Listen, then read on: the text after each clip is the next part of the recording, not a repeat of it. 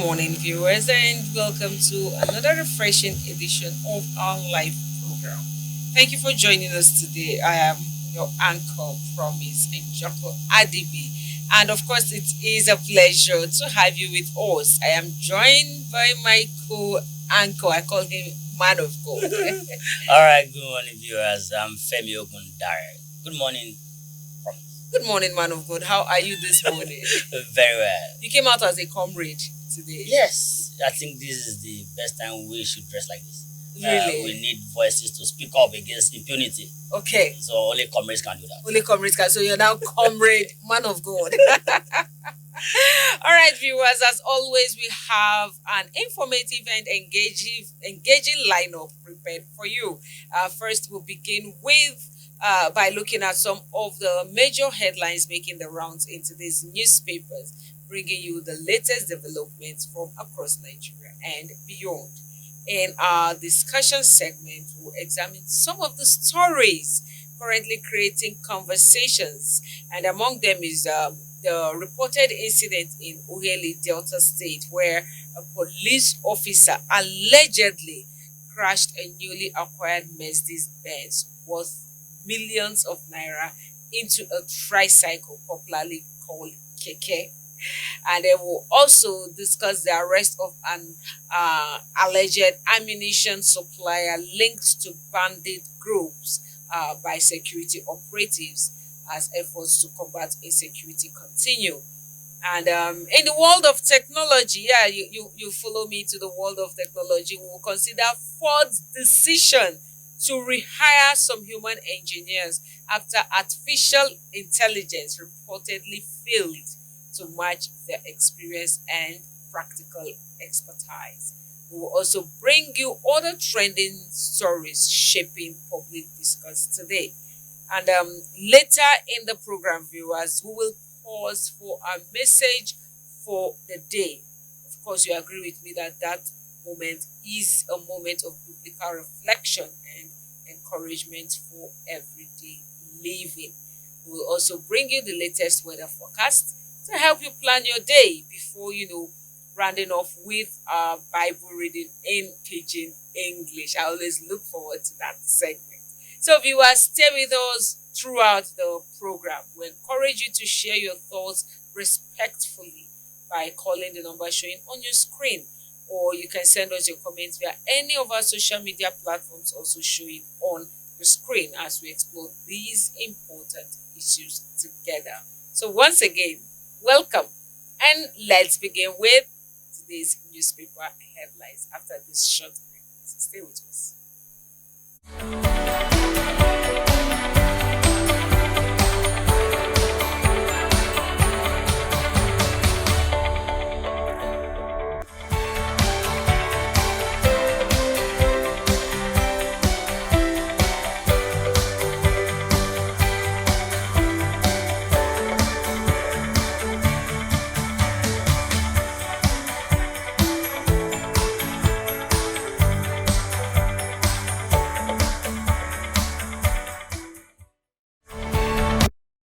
All right, welcome back, viewers.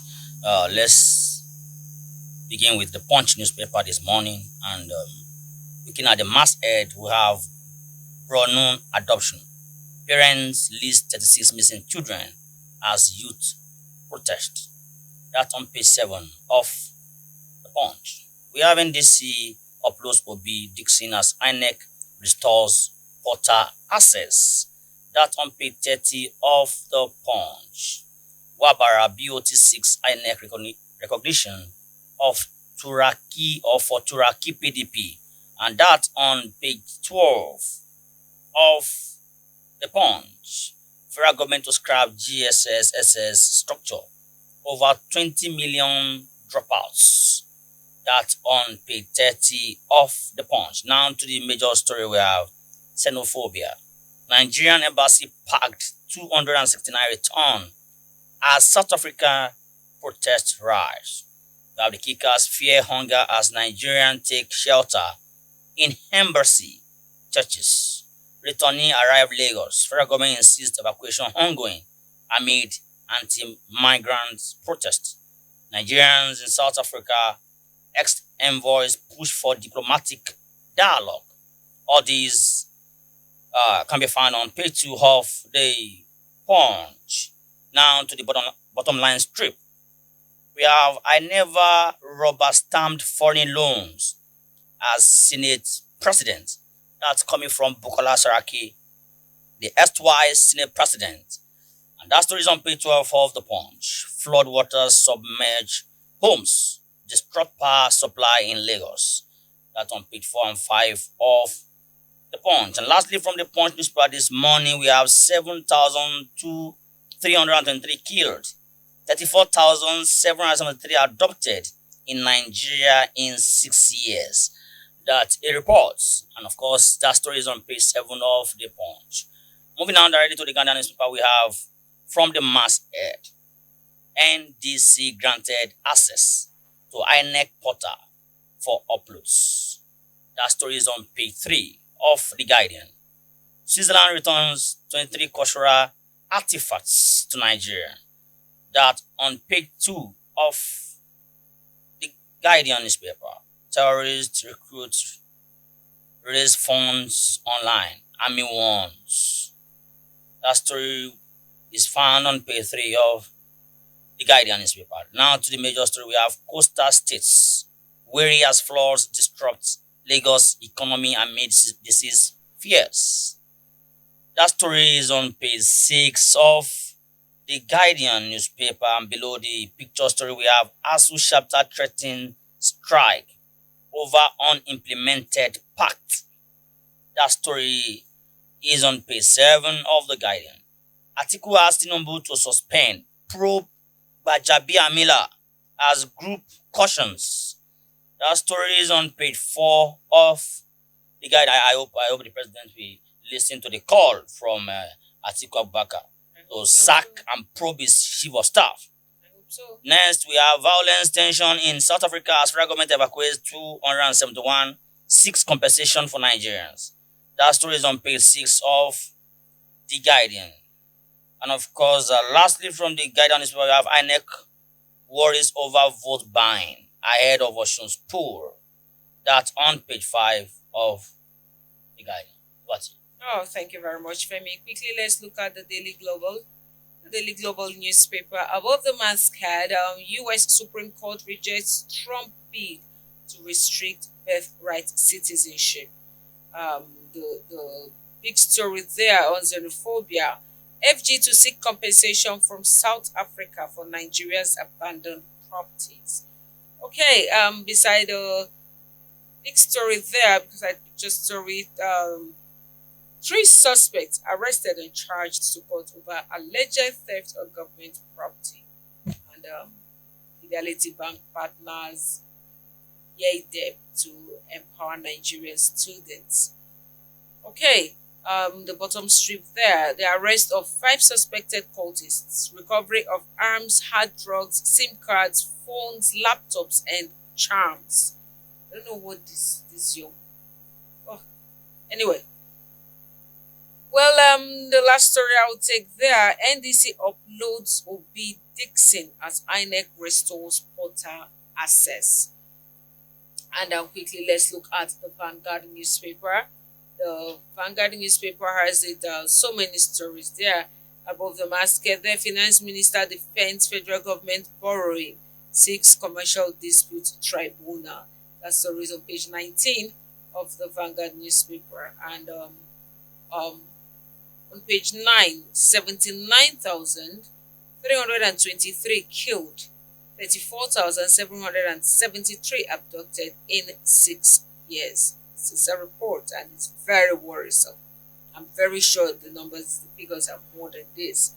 Okay, we see the picture story there, not a good sight. Lagos underwater, that's the tag there. Lagos underwater, floods sack homes, paralyze commuters, commerce. That's really not a good one. And then underneath it, we see another picture story there, and it has a headline there: returnees from South Africa. Okay, on page 30, outrage as army personnel's assault on Uniosun students. That's quite sad. And on page 7, Borno school attack. 37 children still missing. This is a cry from the parents.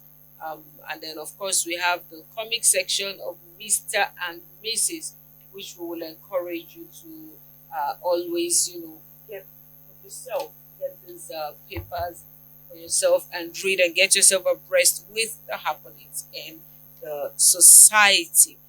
I know we have a lot to talk about Femi, but let's look at this one of the burning issues on the front headlines of both the newspapers you read and the ones I read on the xenophobia.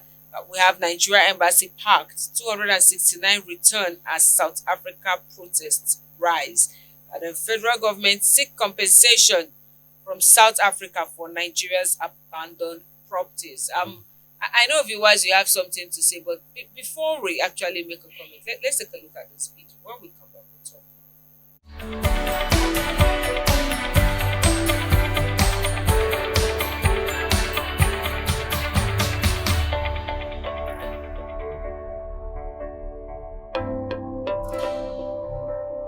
They're all hoping that it doesn't get worse than it is now, and that the President of the Federal Republic of Nigeria, President Ahmed Bola Tinubu, GCFR, has promised Nigerians that every Nigerian that wants to return will be brought back, and we are working on it.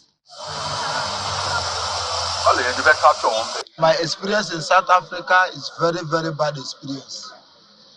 Very bad experience. A country whereby they don't value a foreigner, and their government are not doing anything for that.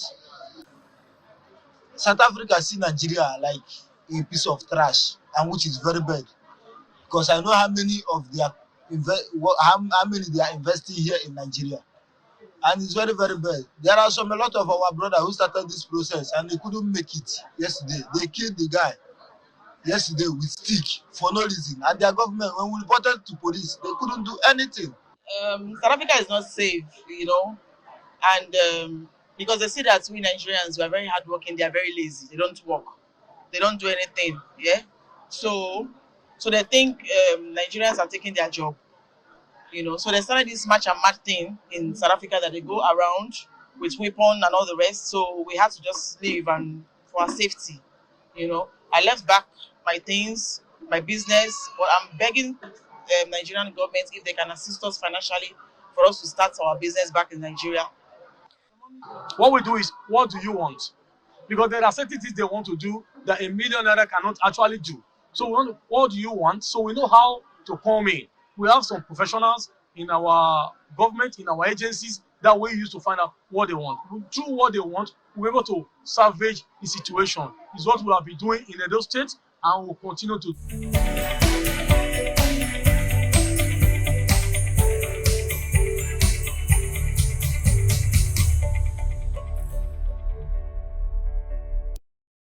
Well, that is it on that video. I really have some reservations with regards to all of this, but let me hear from you, Femi.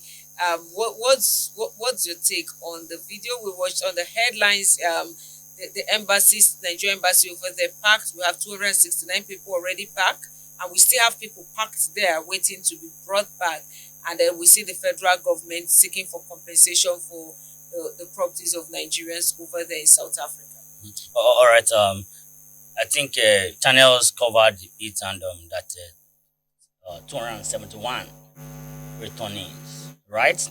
And I saw it there now. And the first thing I would like to say is that it's very shameful and embarrassing that we Africans are not able to accommodate one another. True. We down the memory lane, we read from history the path Nigeria played when South Africa had the issue of apartheid. We knew how our Nigerian military were being sent there as envoys to help them, and we did really help Very them. well, yeah. I can remember vividly how former President Obasanjo dedicated our resources to helping these people. I can tell you that for free. So the first thing I would say is that it's very unfortunate, and the kick glove style of solution being announced by the president of South Africa is speaking volume. A lot of volume. That is an accomplice. Because yesterday he met with the leader of this group and nothing came out. Do you know what they did yesterday? They went into the shops belonging to Nigerians, broke in, and they looted. I watched it live. They looted their belongings, took cut away with properties. So I'm asking, is it that you want to sanitize your country, or that you are looking for a way to impoverish some certain people so that you can get their property? Or is it a battle of envy or jealousy that some people are doing well in your country? We could see the returnees how they spoke, that South Africans are, based on what they said, that they are lazy. They don't want to work. They want free money. And what they keep saying is that they are taking their jobs. I don't want to take side, but I want to say that we should be accommodating. Are you saying that we don't have South Africans in Nigeria doing well? We have their companies. What of flourishing? We have them. Yeah. MTN is there. Ripping us dry. You understand? And Nigerians are accommodating. We've never staged any protest against them. And it is the spirit of Africa that we don't fight ourselves. And again, I would like to also say that my most concern is how to integrate these returnees back. What will they be doing? They've left properties, companies, businesses worth millions of naira. How will they be integrated back to the society? What would they be doing? What is the plan by the federal government? We are saying that the government is writing to the government of South Africa to compensate them. Yeah. But that is a long route. We don't even know if they will be compensated. What is a president that is not doing anything, saying citizens abuse Nigerians? Do you think that president will compensate or give any compensation? What I'm saying is that our government, what will they do? The last speaker, that woman said, I want to plead with the government to please give me money so I can start up a new life. Then I was thinking, I was wondering that, do you think we have the government that is so empathetic, that is so concerned to give such help to our citizens? Because that's my problem. They are back now. How do we integrate them back? Well, we expect the government reintegrates repentant bandits, repentant terrorists back. And of course, no. They're being given stipends. They are being reintegrated back into the society to do well and all of that. I think such helping hands should be extended to these ones, because these ones are not bandits, they are not terrorists. They're just being victims of xenophobia. But like you said, it's quite sad that Africans will be treating ourselves this way, and it now brings a question to mind: how will Nelson Mandela be feeling in his grave right now? That man will be weeping, because this was not the South Africa he fought for. This was not, in fact, is so heartbreaking. And what about those soldiers who lost their lives or who got injured during, the fight and the help with for South Africa? What do you think they will be feeling right now? I think this is just an act of ingratitude from South Africa. This is simply an act of ingratitude. And kudos to Nigerians. We're not, no matter what you say, we're not bad people, because there are some countries that if this was done to them, believe me, we will not have any South Africa right now in Nigeria. But we have them living amongst us, living comfortably. We have them running their businesses. ShopRite is there, MTN is there. What are these? There are other companies. They are all there. And they are doing well. Nobody's looting. Nobody's disturbing any of them. Not because we are weak, but because we understand what it means to live together. Because we understand what it means to be united.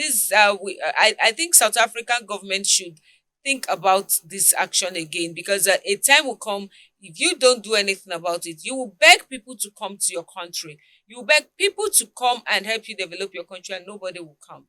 because this is actually unacceptable. I don't understand why a black country is doing same to a fellow black country. And I was about to it's say quite that sad. it's going to have a ripple effect. I mean, Definitely negative it will one have a ripple on the effect. economy of South Africa. It definitely will. Because the place of migrants cannot be underestimated in any country. They come into your country to help you develop and help your economy grow. Because they pay tax. As they work, they pay tax. They pay. So don't forget that what you have done is not only against Nigerians. You have indirectly shortchanged yourself. They've scuttled the growth of their economy. In the next 2-3 years, we'll see the outcome. Well, I also want to appeal to the Nigerian government. You can do better. We have a lot of. Did you see our embassy in South Africa crowded with Nigerians who want to come back, and there's no aircraft to bring them back? Please, Nigerian government, you can do better. This is a life and death situation. Of course, the first person who spoke in this video we watched said they saw just one of us, a Nigerian being killed with six. So you can imagine hitting somebody with that pain, that agony until he gave up. That's not a good thing. Please, the Nigerian government should do everything possible to bring back our brothers, bring back our sisters. It's not a big deal. If you have to send 10 aircrafts to uplift them, please do that. There's no amount being given that will be equal to the life. Just one life. I promise. Are you also aware that Adeboye, our economy is very good and viable? Nigerians will not need to go outside this country in search of greener pasture. Agreed. We just go, maybe invest and come back. Agreed. If need be. Like Dangote or $10, they go there, they invest, they come back, some level of respect is accorded to them. But because of the dilapidated condition of our economy, that's why the Japa syndrome. Somebody was saying that he preferred dying in South Africa than coming back. Because what is he coming back to meet? A guy was saying that on X, that what is he coming back to do? Well, you can imagine his pain. Well, I think this now brings to mind, when the First Lady some days back talked about giving grants to, is it 50 or 100,000 to people to start a business and all that. I think please she should extend that hand to these brothers and sisters coming back from South Africa, because it is not easy. You working, it's not easy to feed your family in Nigeria. How much more someone who has lost everything. Someone who is just coming back, don't know even where to lay your head. I'm trying to imagine those with children. As a man, how would you cope seeing your wife and children? And this is rainy season. Well, I've just been told to have our first caller for the day. Good morning and thank you for calling. Please go ahead and make your contribution. Hello? Go ahead and make your contribution, please. Good morning. The South Africa-Nigeria matter. Hello? Go ahead, we can hear you. Oh, okay, fine. My contribution is that let our people come home. We should make our country good so that we accommodate our youth. Because I'm not a small begin when our country was helping them in those days. So our people, there's no problem. Our people should come. Let them go to their country too. Thank you. Thank you very much, Ahmed from Ogun State. I beg your pardon. He said, no problem. Our people should come back. Their people should go back to. Is that what we want in this country? Is that what we want in this part of the world? I don't think it's a good thing. Imagine Nigerians rising up to say, all South Africans go back to your country. Honestly, it's not what will funny. It look like? Honestly. It's not a nice thing. It's not a nice thing. Please, we need to think we're brothers and sisters, whether we like it or not. If not, the whole struggle of our fathers would be a waste. Well, we'll not dwell much on this. And well, you know what I want to even talk about before I let go of the story. Okay. The Nigerian government asking for compensation from South Africa and all of that. How sure, number one, the bottleneck that will be they will definitely meet there, and then secondly, how do you try to compensate all these people? Would this compensation reach them 100%? What does this person have? What does that person have? Anyway, I just hope it happens, because I don't see this compensation coming.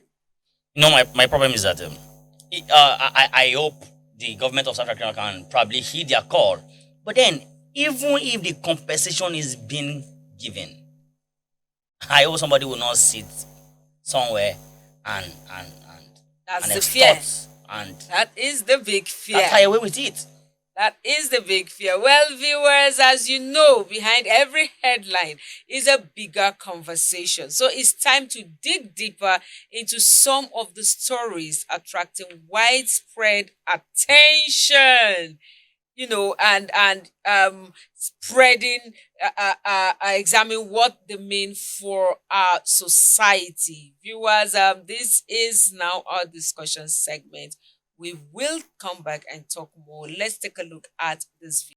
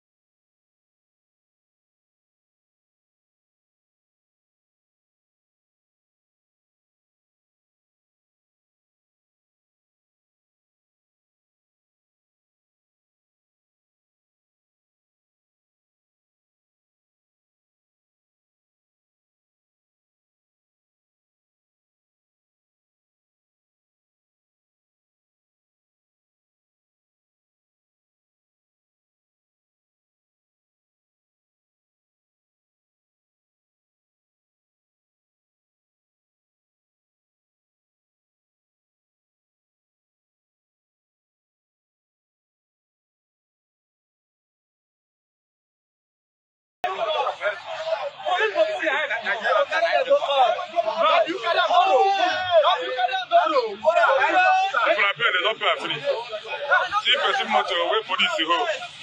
Police you hold a new motor, where don't come down from motor, where carry and come down from Lagos. Police you hold a carry the motor, say they go police station, say number not there inside. I police come drive the motor and come out follow the road. I scatter people, kill people. Damage motor for more than 40 million. See the motor. Who get it? How it happen? I say,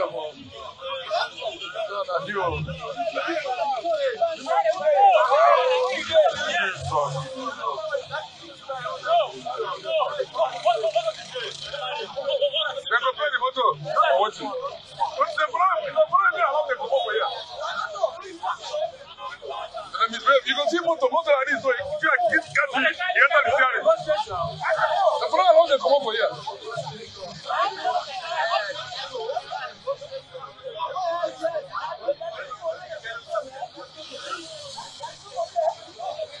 Let's see what the police do. New motor, now just now this motor come back. Hey, the guy don't test the motor, I believe you. Police do not hold and don't scatter the motor, take and keep him. Police, yo. Police drive.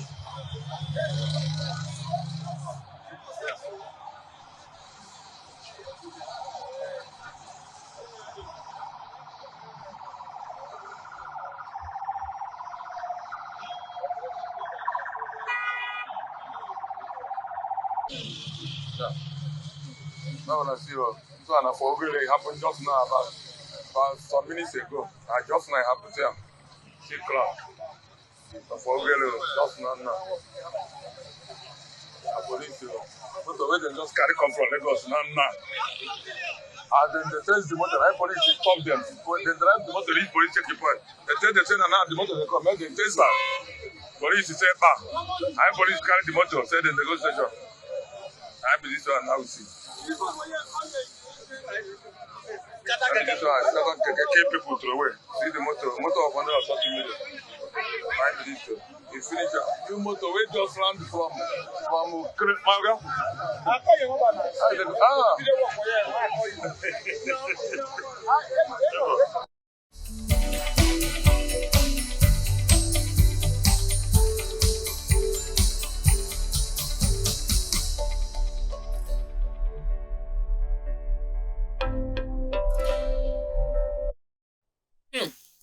Femi, this is the one my Igbo brothers will say, "It don't buy market."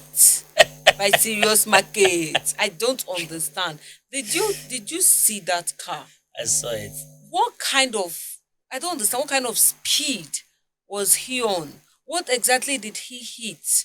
Because the story has it that it was a tricycle and people were killed. I don't know. What's your take on All that right. video? To me, it's been unprofessional. When you arrest somebody and you ask for his car key and you enter his car to drive, why not ask him to drive? And you understand? And You are sitting beside yeah. him. Ask him to drive. Tell him where he's going. Why will you, for God's sake, ask for the car key? And now see what you've done to a car worth over 100 and something million. Who will pay? Not even the car. What about the people that died? I say he killed some people. So that's why we have been saying it, but some people have been debunking it. That some of our officers, they are always on drugs. Yes, some of them, they drink. Some of them they are sometimes high on things. Because how on earth will you drive this expensive car? And the next thing you do is to kill people, mess up the car. My own is that why can't you ask the owner of the car to drive and you sit beside him? Is it too much to do? When we talk about not being professional, it's not as if we are speaking down our officers. This is one of the many things we are trying to avoid. Now the question is, who is going to pay? Do you know maybe the said policeman, maybe his salary is probably 150,000 naira? And he's been this overzealous, he's been this irresponsible. What they are thinking is, if I'm correct, I may be wrong. Maybe they thought the owner of the car is a young boy and they are looking for how to extort money. But there are other ways to do this without, killing people. I'm talking about the lives that are being lost there. For the car is 100 and something million, it can be replaced and all of that. But that life can't be replaced. And going by the reporter, he said lives. He said, don't lives. kill people. So we don't even know how many died. So Femi, from all of this, please, what lessons do you think our law enforcement officers, should draw from such incidents? Because apart from just the police, I've seen, apart from this car, I've seen where a police officer in this Abuja I think he was trying to stop a bike. Okay. And the bike refused to stop. There was a lady on the bike, and he was chasing the bike man and was pulling, trying to hold the hand of the bike. They ended up falling. Jesus. Thank God nothing happened to the lady. She just got up, laughed, dusted her skirt, and walked away. And in my head, I was like, you could laugh because nothing happened to you. What if you broke your leg? The people we know that are notorious for this act are all these touts on the streets we need to check, did you buy our tickets, did you do this, and they don't care who is on the bike, they keep pulling and they don't mind throwing you down. But for Nigerian police officers who wear our uniform representing the country, Femi, what lessons do you think they should draw from this? We have been saying this and we'll keep on saying it, that they should be professional. That is how you can stop a car and do your normal stuff. We are not saying you should not arrest or do your normal duties by searching if they are criminals or not. We're not saying that. It's a good job. We know that there's decadence around us. But then you can do it with professionality. Be professional. If you see anybody, probably suspected anybody, you can ask them to wait. Okay, where are your particulars? No particulars. Okay, enter into your car. You can put your e-locks at the front so that it does not run away. Yeah. And you sit beside him to the station. We can be civil while trying to attend to matters. Manner of approach too matters, because the way you talk to someone, to some extent, determines how the person reacts to you. Sometimes our Nigerian police don't talk to people respectfully. That is it. Imagine a Nigerian police telling you, I go waste you and nothing go happen. Imagine that. Oh, yes. Imagine that. I go waste you and nothing go happen, and then you'll be the one begging. Why? Because he's wielding a gun. That's one. And secondly, he's wearing a uniform. So you tend to respect the uniform. You are afraid for your life. But I think the Commissioner of Police of Delta State, as well as the Inspector General of Police, they need to look into this. Whoever is that policeman needs to be brought to book. He needs to be held responsible for the lives that were lost, for that car. I don't know how they are going to pay back that car. I don't know if that car is already gone. The case will be shifted under the carpet. We don't know what it is, but I just feel the Nigerian police should do the needful, because it's not a good thing that our police is mostly in bad light. Anytime we talk about the Nigerian police, it's mostly, in Yes. the negative, and it's not a good thing. I believe we still have good policemen. I believe we still have good people in the country. So please, we encourage the. This is just on a latter mood, actually. A man that is used to driving Hilux. No, he's not driving Mercedes Benz. He wants to drive Hilux like he wants to drive Mercedes Benz. He used to drive Hilux. I don't know. Maybe that used to it.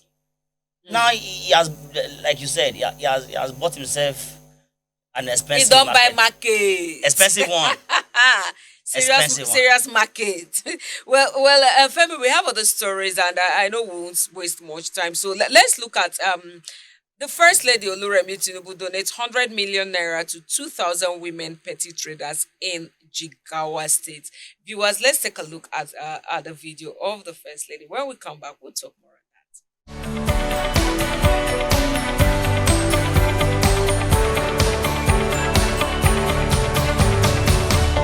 Giving donated about 100 million to her to use to empower 2,000 petty traders, women to capitalize their businesses. And I know they've been talking that I said akara. It's not only akara. We also have tomato sellers, we have boli, and those also selling pepper, selling vegetables for us in the market. We will continue to empower them, add to their resources so that their trade can really be sustainable. So that is what we are doing, and I know all those people who are affected, they do appreciate it. And we are not intimidated by all those their wrong report, but we are forging ahead and making sure that our people are well cared for. We continue to care in the capacity we have, the amount of 2,000 women that are already in small businesses. They will recapitalize their businesses with 50,000 naira each. We've already given the 100 million. So that is briefly why we are here. We are glad to be an Adeja. And when we're coming down, I said Nigeria is a really blessed country. I've been traveling, and I pray that our young people will see the resources we have in this nation. We have not even gone to even explore yet.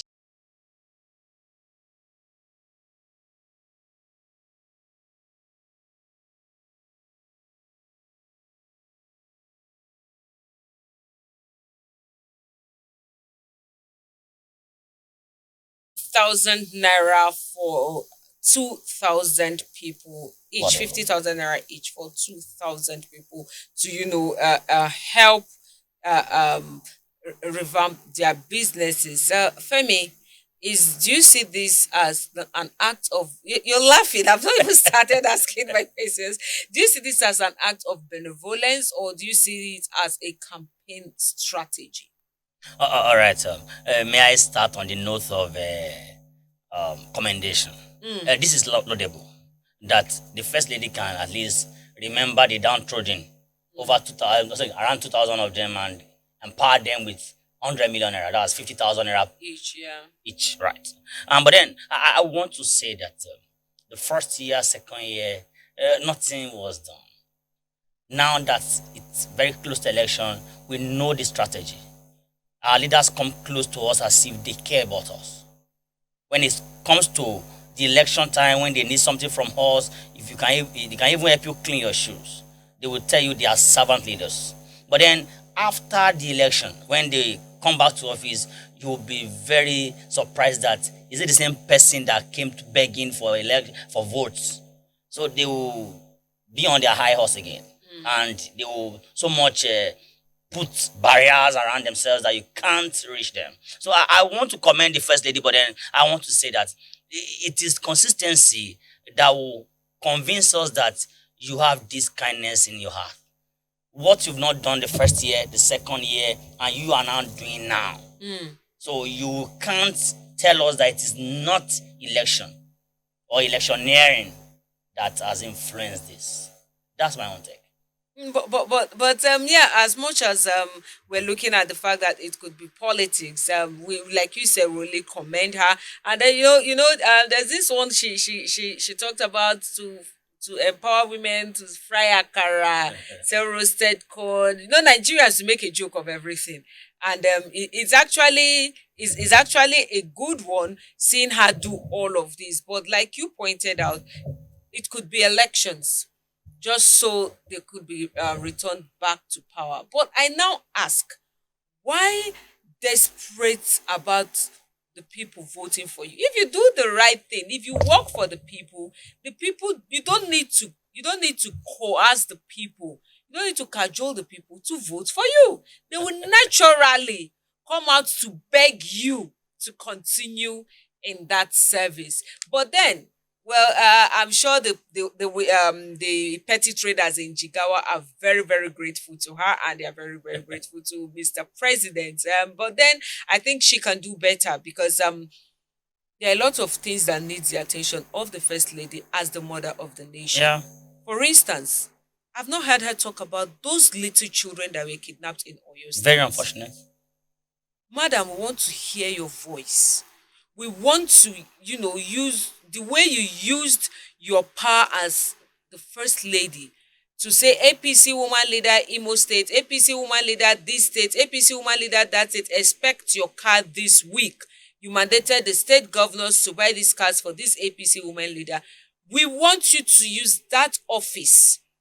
If you are to mount pressure on Mr. President, so that it ripples down to whoever should carry out the task, please do so. We want those children back.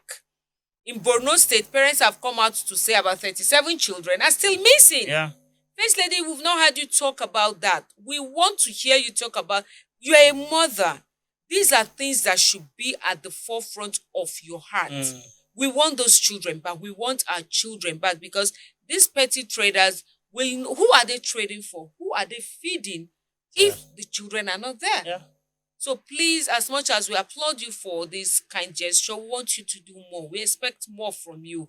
You can start with the release of those children. Mount pressure on whoever needs to be mounted. Pressure needs to be mounted on for our children to come back. And then for the beneficiaries, congratulations. We pray you use this money wisely. Femi, why are you laughing? I think 50,000 naira will not buy anything. I've been trying to hold back. Okay. In the Nigeria of today, how far can 50,000 naira go to alleviate poverty? To alleviate poverty, to bring people out of their troubles. I'm just personally. How far can 50,000 naira go?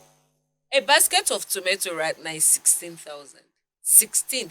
I'm not talking of the bees basket. I'm talking of this dustbin basket. Yes, dustbin small basket. 16,000 naira.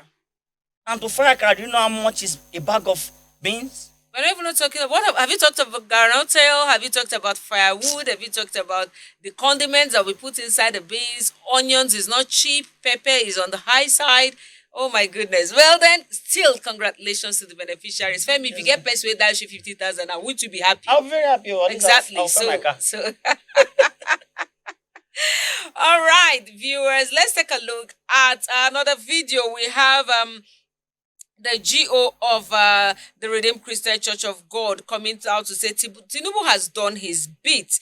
I don't support those who are saying Tinubu has not done enough. This is coming from Papa Adeboye. Let's take a look at this video. When we come back, we'll talk more on it too.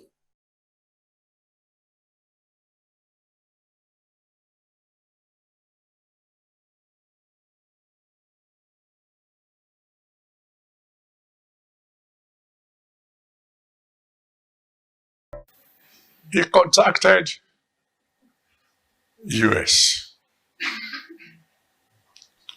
He called a meeting of the big officers. What he told them, I don't know. And I don't need to know. Because he's commander-in-chief.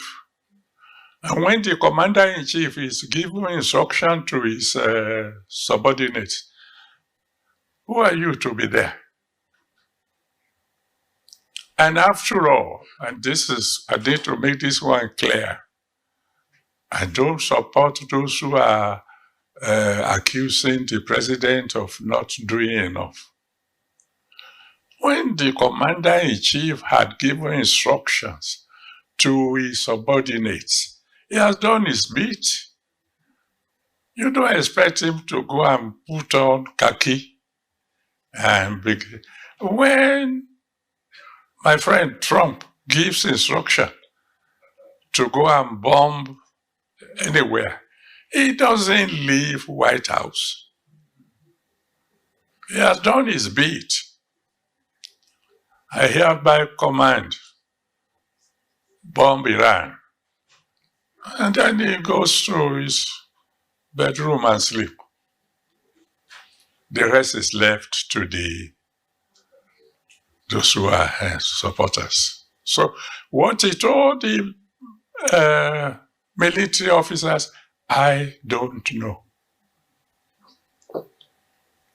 All I know is that on Christmas Day, a bomb landed. Maybe just to let us know. I mean what I'm saying. But then, of course, the Iran war came in. And I think he's still busy dealing with that. He's almost finishing that now. So thank you that you you asked us to meet tonight, so that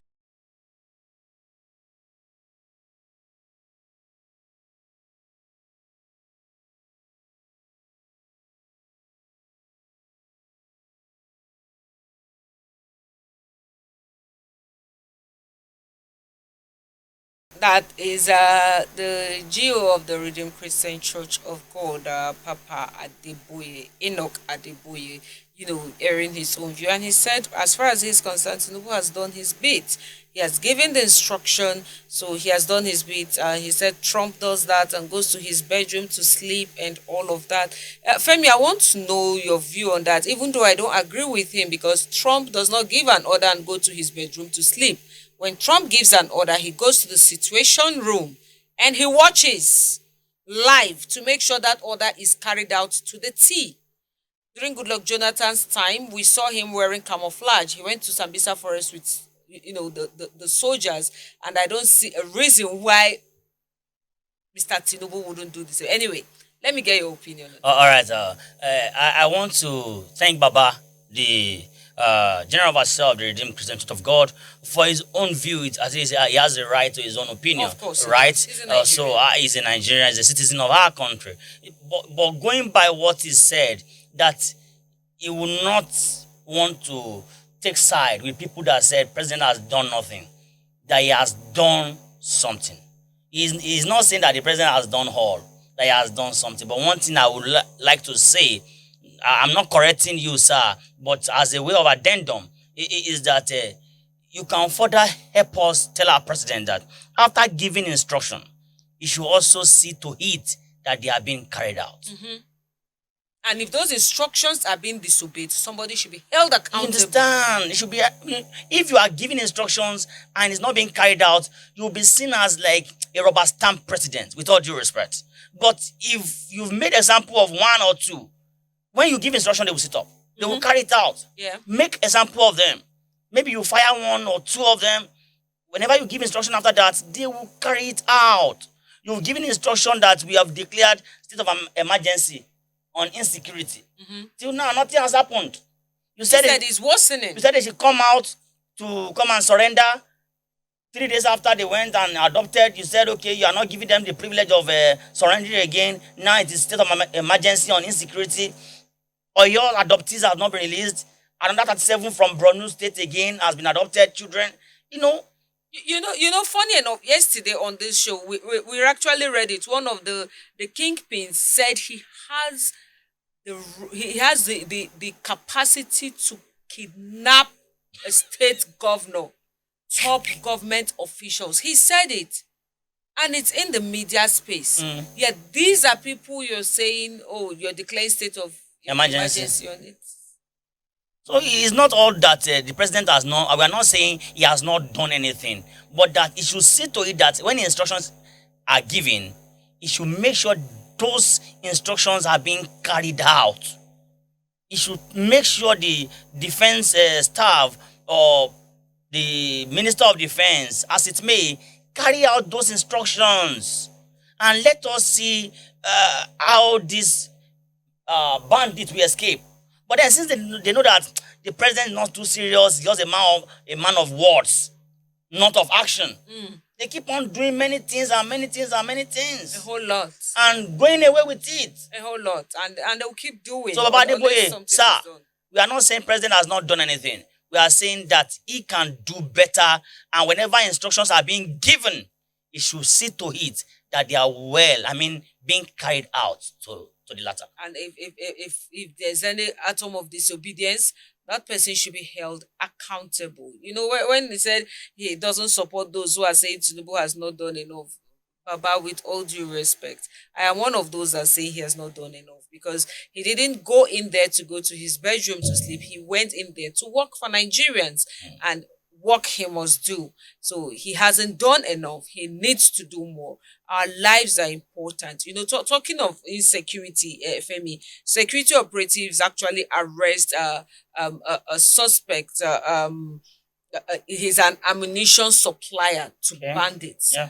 We heard that they arrested him. I don't know if we have a video to that effect. If we do, let's take a look at that video right now. And then when we come back, we'll talk about it.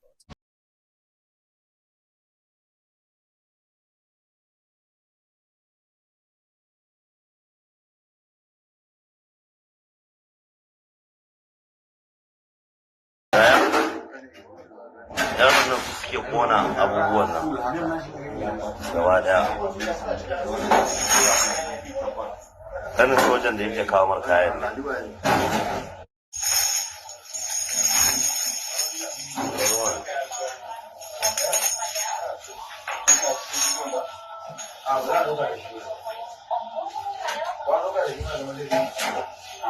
Tidak ne?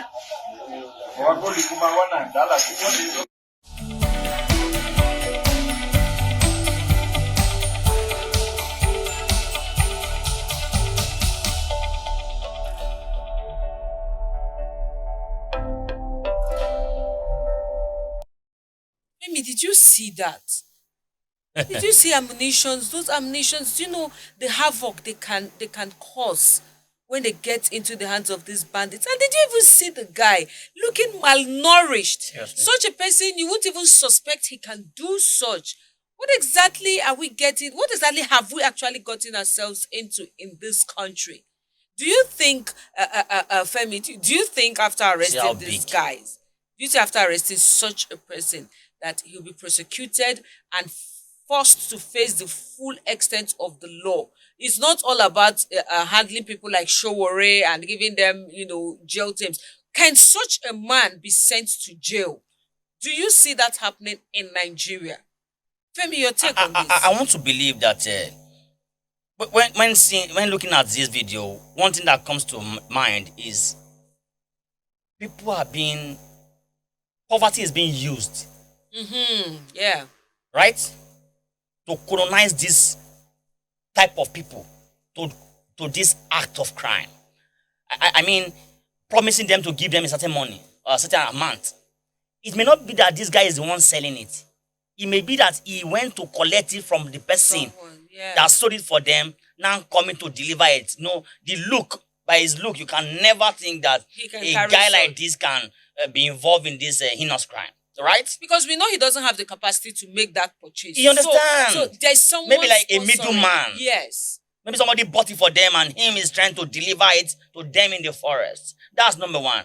Trying to this poverty of a teen. Oh God. I'm serious. Can lead citizens look at a woman now. A woman that was like a middleman for these terrorists.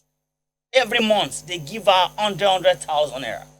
Just 100,000. You understand? To sell her conscience, and to her is a whole lot of money. She will do many things for them, buy things for them. So, like this guy now, maybe the same thing is in play when it comes to his condition. That's number one. Number two is that the government, when arresting or when they arrest people like this, they should make sure they face the full wrath of the law. He should be able to tell us who his sponsors are. You understand? Who bought these things? Who gave them to him to deliver? Who gave him? Will our government do that? Who And of gave course, him? he's delivering it at a particular point. You know that's where I feel we should do better with our intelligence. Before bringing him on social media, follow him up. Let him take you to where he's supposed to deliver this thing. I'm sure the people who are to receive it will be there waiting. Seriously? You also pick them up. And pick them. For God's sake, this is not rocket science. Our military can do better. Our intelligence sector can do better. It's actually heartbreaking because did you see how big those things are? I want to also beg that there should be a little amendment in our constitution that anybody caught in the act of kidnapping or probably you are colluding with them or probably miranding around them should not. We don't need adjournment of 6 months, 8 months. We should just sentence them straight. You understand? You know, this guy now, maybe after 8 months, you will still be very surprised that he has not been sentenced. Adjournment. Don't even be surprised that the powers that be that are the ones sponsoring such might even fight to tell you, he the next thing they'll tell you he has a mental issue and all of that and he's been let to go. Don't be surprised, but we want to believe our security operatives. Seriously, we commend you. We commend you for intercepting these because this could have caused a whole lot of havoc. We commend you and we pray that God will continue to shield you. But at the same time, we appeal to you to do more. We appeal to you to do better. Femi, our time is fast spent. When we're talking about South Africans coming back, we pointed out that it's rainy season. Yeah. And then I don't know if you've seen the videos making rounds on social media. Yesterday we played some from Anambra and all of that. Lagos is underwater as we speak. The flood is destabilizing a whole lot of things. It's destabilizing business. It's destabilizing commuters. The economy is in shambles. Femi, is it that Nigeria doesn't prepare for flood, knowing that we have flood every year? All right. I think I want to go by what Tokunbo Wahab said, the Commissioner of Environment in Lagos State, that some citizens are the problem we're having when it comes to flood matter. Mm-hmm. That they block the drainage. Agreed. Some people built houses on the waterways. True. And trying to demolish their houses now as make them to tag the government as being bad and unkind. So I want to start from there that citizens should also please join hands with the government. I've seen very well in my state severally. All these market women, they will, after the market, they will bring all these, they are very heavy. Corn pour it on inside the drainage to block the waterways. Not even your state. In this same Abuja, it happens. You understand? It happens. In fact, go to Area 1. You will see them. They will pour it and you wonder, okay, ma, where is this thing you have poured? Where is it going? Do you think it will just disappear? It's going to block somewhere. It will get to a place it will not be able to pass again and just form a dead bricks and then it will be piling up and then rain will fall. There will be a problem in the drainage system. So, number one, we must be good citizens before we can lay claim of asking the government to do the right thing as citizens. And number two is that whatever it is that the government need to do to overcome this flooding problem, they should do once and for all. We do this every year. In all the states. Every year you just say flood though, and the next thing you see this Neman, is it Neman? They will come and say, okay, the sum of 300 million has been approved, sum of 500 billion has been approved. Next Money year, keeps you going understand? up. The same thing will happen next year. No, I think I agree with you. We need to be good citizens. In fact, there was a time around Asokoro when I was going to church. I asked one of these women that sweep. She was sweeping into the gutter. And I asked her, I said, Madam, sweeping into the gutter, where will the debt go? She said, no worry, water go carry and when it go. And that's her mentality. I took out time to actually, not just me, we were two. We had to explain to her that it can block somewhere and In fact, we're talking, it looks as if she wasn't even listening, like we're speaking Spanish and then we had to let her go. But then, like Femi said, we need to be good citizens. It's he who goes to equity must go with clean hands. Yeah. When we do our part as good citizens, then we have the right, we have the audacity to hold the government accountable and say, do your bit. So Nigerians, be good citizens, and to those affected by flood, both in Lagos and other places, our thoughts are with you. May God keep you and your loved ones safe. Well then, Femi, there's this very interesting story. I mentioned it during my intro. Ford and AI. Ford is now rehiring human engineers because AI has failed. Expertise, time and all of that. AI has failed. Femi, would you go for humans or AI? I'm going for human. You're going for human? Yes. So why do you think actually Ford let... so you now agree with me that AI has limits? Because why do you think Ford had to let their engineers go and try to do AI? I want to a bit come from the perspective of being a Christian. Will you permit me to go that way this morning? Is that God created man with a purpose. Scripture says he created them in his image and after his likeness. What is created or what was created in the image of God and God's likeness cannot be compared to artificial intelligence. You cannot say what God created is less in performance and quality to what a man created. Agreed. You understand? So no matter how good AI is, there is still a place of man God created. If this thing could suffice, if AI could take the place of man, that means God can be put to shame. True. End of discussion. I'm not going to add anything to that. I'm definitely not going to add anything to that. Viewers, let's take a break, a breather. When we come back, we'll look at another segment.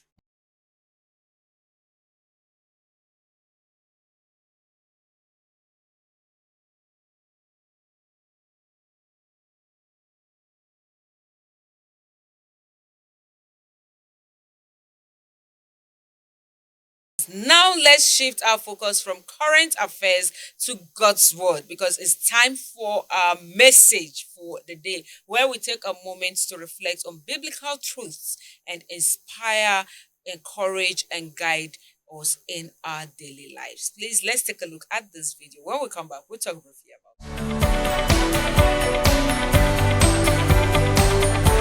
it.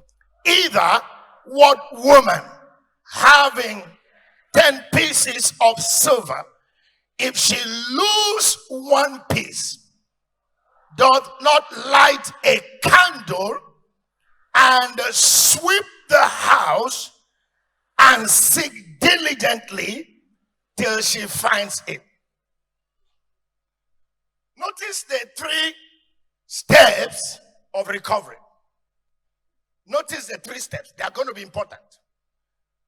The Bible says this woman that loses one silver coin, number 1, she lights a candle. The lighting of the candle is talking about the illumination that the word brings. So if you are looking for a way to recover, don't joke with the word. The word is a light. That candle is the word. Then she does a second thing. She sweeps the house. This sweeping of the house symbolizes the work of faith. For faith without works is dead. So she did not just pray over the lost coin. She took a work of faith. And then thirdly, and finally, what she did, the Bible says, she diligently began to seek it. If you read Matthew 7, verse 7, he said, ask. He said, knock, seek. And he said, knock. That woman, the Bible said, began to seek diligently. You must not just seek God, you must add diligence. We may be thousands in this place. Have you noticed that Jesus always goes to where there are thousands, but will touch 1 or 2? Read your Bible. Went to the pool of Bethesda. How many miracles did he perform there? One. How many people were there? Thousands. Hear me. God is looking at your heart. God wants to see if you want what you want or you really want what you really want. Jesus does not assume. He wants you to desire, because what you desire, you will be inspired and then you will acquire.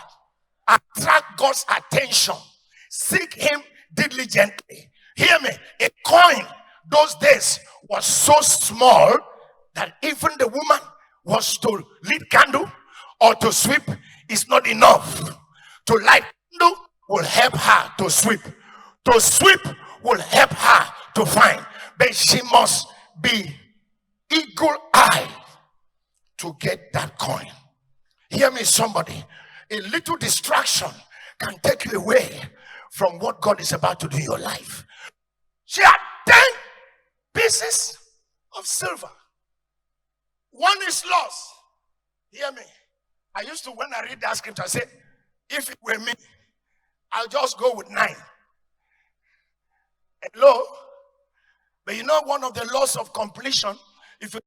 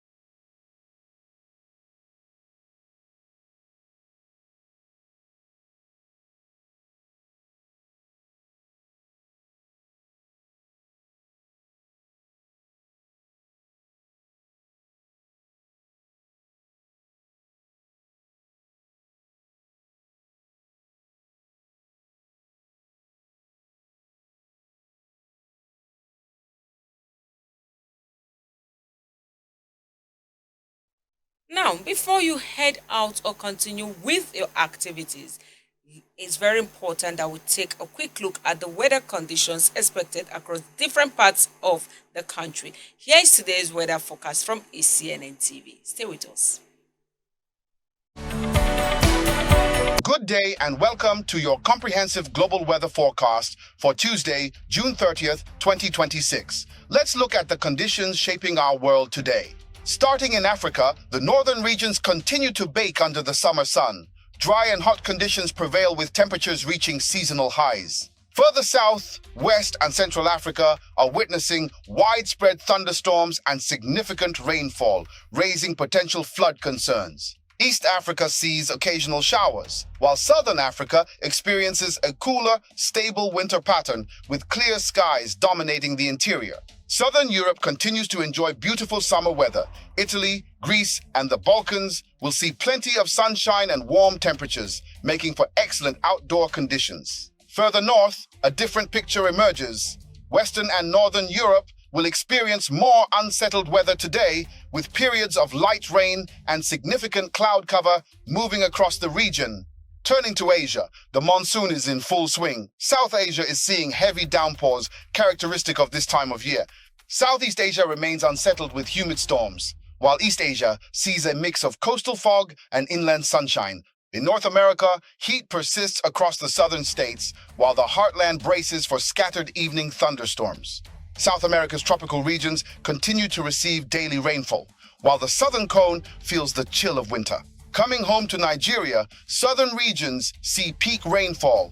From Lagos to Port Harcourt, expect heavy showers throughout the day. In the central states, thunderstorms will be the primary feature today. These systems will likely develop by midday, bringing intense bursts of rain to the FCT and surrounding areas. Northern Nigeria remains the warmest and driest part of the country. While a few isolated showers are possible near the middle belt, most of the north will see hazy, partly cloudy skies. That brings us to the end of your global weather briefing for this Wednesday. Stay informed and stay prepared for the changing conditions in your region. Thank you for joining us. Have a productive and safe day ahead, and we'll see you tomorrow for more weather insights. Goodbye.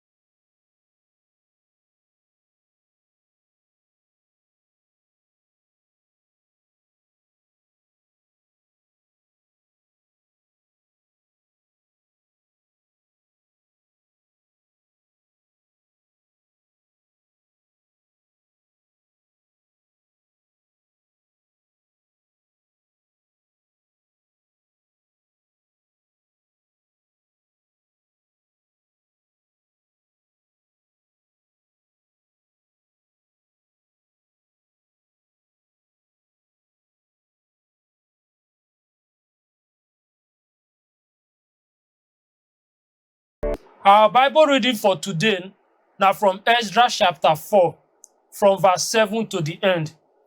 This passage, they talk about the law and sin. Verse 7. This means say the law not good? No, but now the law make me know wetin sin be. If to say the law not get on throat for another man thing, I no for know say I no suppose do that kind thing. But because of the law, the sin power when dey inside me come dey make me think about things wey not good. And if law not dey, sin for not get power for my life. Before I know the law, I dey alive. But when I hear God commandment, sin just enter my life and I can't die. So the law wey suppose give me life don kill me. Since sin power use the law deceive me, I can't die. But the law dey holy, right and good. So this means say na wetin good kill me? No. But na sin power when dey inside me, na it kill me. Because e use wetin good bring death, and now we dey see how sin bad and wicked reach. We know say the law dey spiritual, but I be human being and they don send me give sin. I no understand wetin I dey do because I no dey do wetin I wan really do. Instead, na wetin I no like, I dey do. Since I dey do wetin I hate to do, e show say the law dey correct. No be me really dey do wetin I dey do, but na sin power when dey inside me. I know say wetin dey inside me no go let me do good. Even when I wan do good, I no dey fit. Instead of make I do wetin dey good, na bad things I dey do. So if I do wetin I no wan do, e show say no be me dey do am again, but na the sin power when dey inside me. So I see say this law dey work, because when I wan do good, na only bad things dey enter my mind. I dey like to obey God law with my whole mind, but inside me, I can't understand say something dey fight against my mind, and e dey make me be sin servant because e dey control my body. I no dey happy at all. Who go save me from this body when they push me go die? Thank God, Jesus Christ don save me, so I go obey God law with my mind, even though sin power still dey inside me. These are the passage for Bible when they talk about law and sin.